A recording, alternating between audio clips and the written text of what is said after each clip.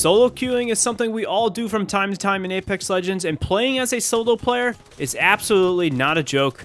Playing as a solo means you are always the underdog and requires you to make the most of your gun, legend, and game knowledge to pull through your fights. Because of this, I thought it would be valuable to cover my Apex Legends solo queue and no-fill Legends tier list.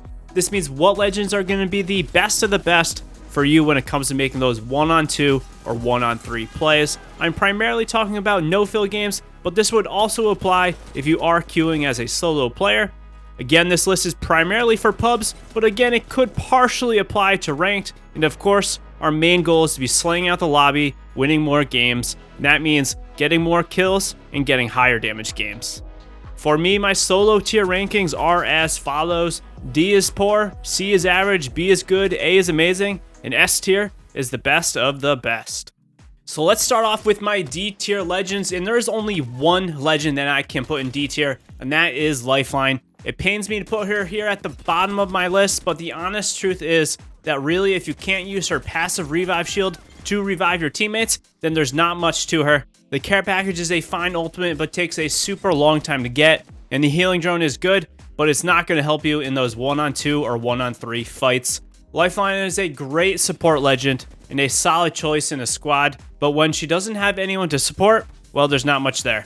Now onto the C tier legends, and the first to discuss is going to be Loba at C-. Loba is another support legend, is in a similar place to Lifeline for me. However, unlike Lifeline, all of her abilities are still great to use for herself and don't require teammates. But at the end of the day, the looting abilities aren't going to be the best to help in fights, and her overall power is a bit lower in my opinion when she doesn't have any teammates that can benefit from her black market.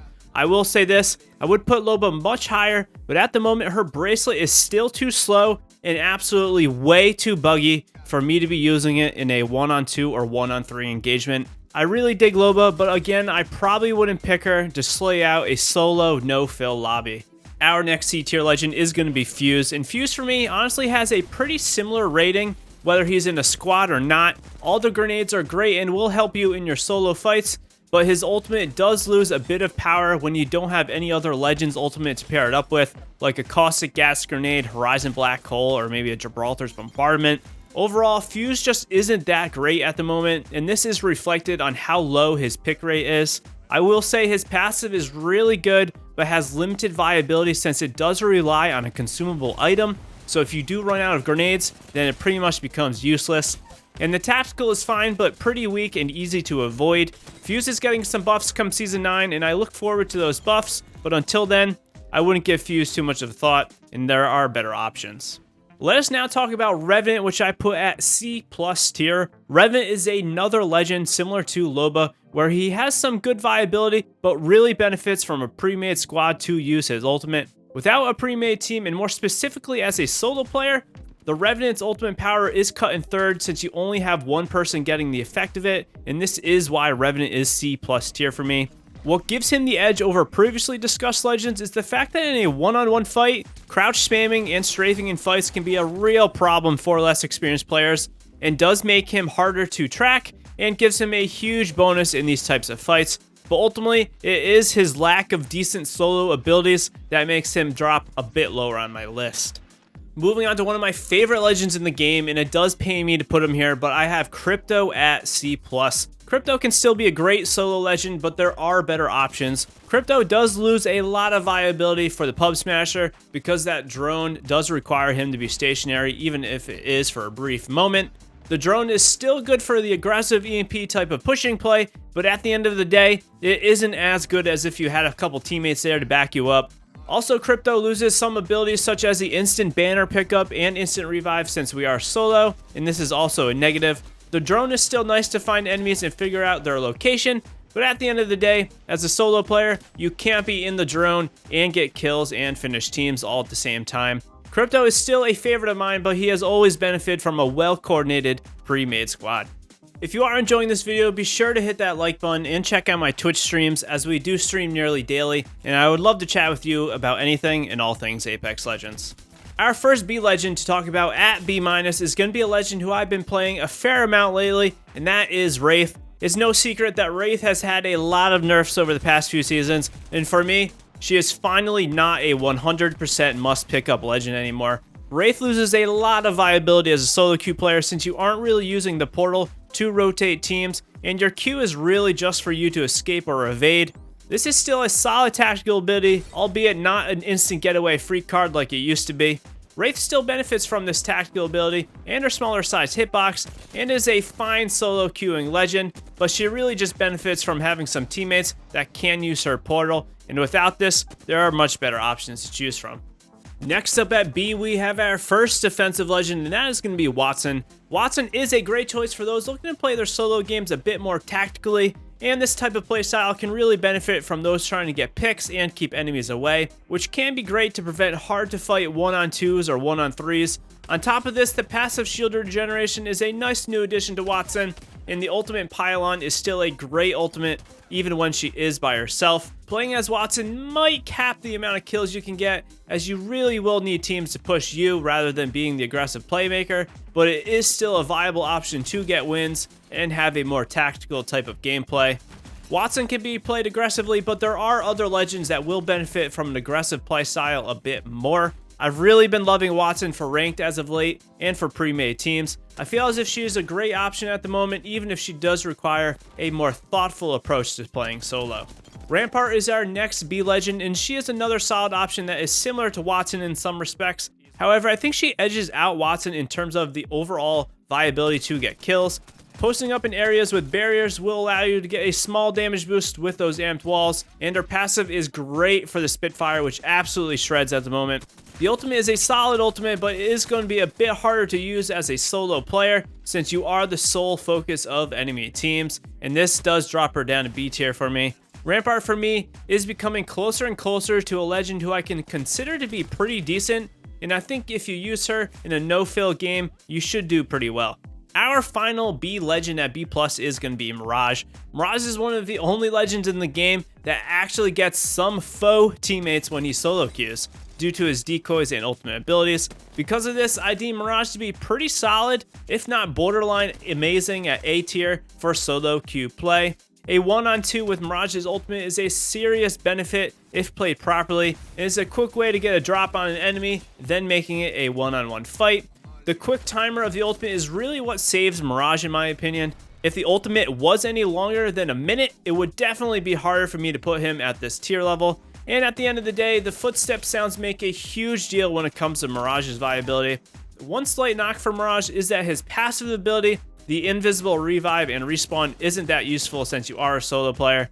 If Mirage ever sees another little buff, I honestly think he can be a meta contender, and fighting a Mirage is getting more and more frustrating with every buff he gets. Our first A tier legend is going to be Caustic at A-. I know a lot of you may be surprised to hear this since his gas did get a pretty harsh nerf during Season 8, but at the end of the day, the slowdown and slight distortion effect that the gas gives off is still a huge headache for enemies to fight up against. I will say, as time goes on and people learn that his gas isn't quite as good as it used to be, meaning it doesn't do nearly as much damage, I think Caustic will slide down a few ranks. But for now, gas traps are insane at keeping enemies off of you, and the gas grenade is still good at getting the drop on enemies. Most people will not push into gas, which does give Caustic the favor in a lot of indoor 1-on-2 fights. And this utility of offensive and defensive play gives Caustic, for me, a lot of different ways to play the game as a solo player.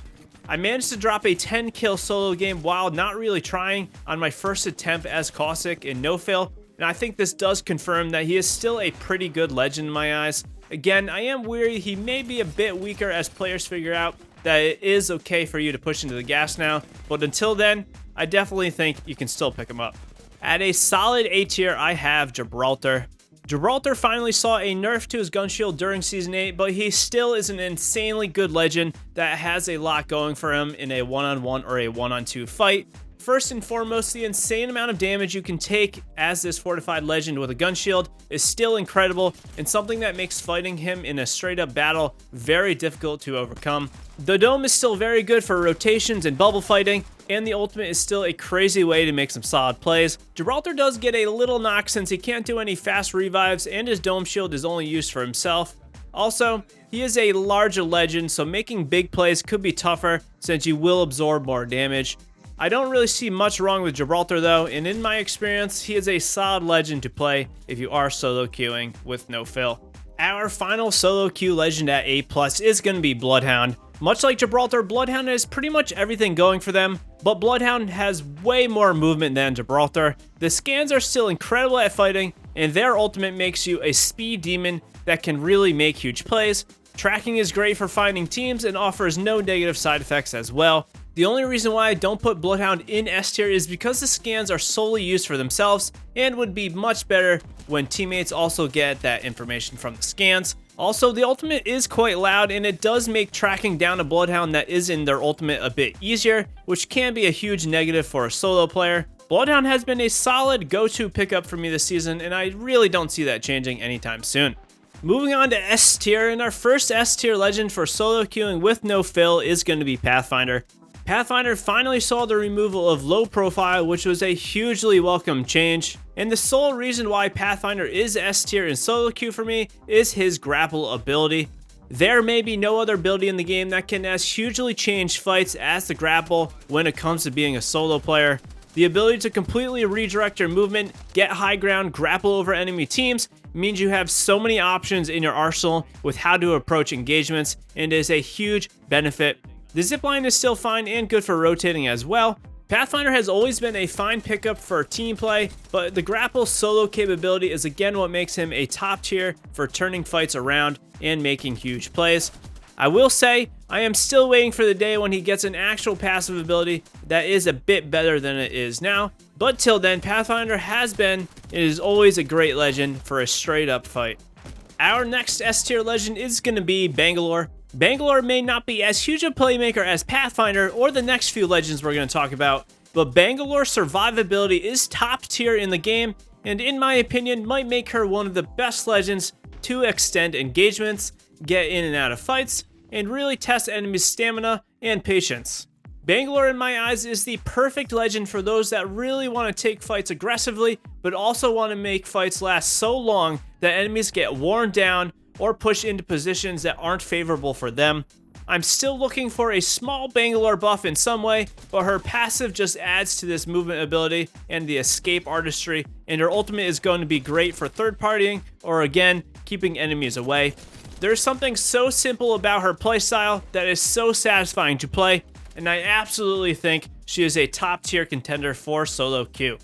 Keeping it real with simple legends, our next S tier legend is going to be Octane. Octane is a really odd and unique legend, as his abilities might be some of the most simple in the game, but yet can be some of the biggest playmakers. It's no secret that the stim speed boost not only is great for fights, but is also great for closing gaps and just rotating. This launchpad is also great to make some wild plays that catch enemies off guard, as this ninja-like legend moves silently through the air onto enemy teams.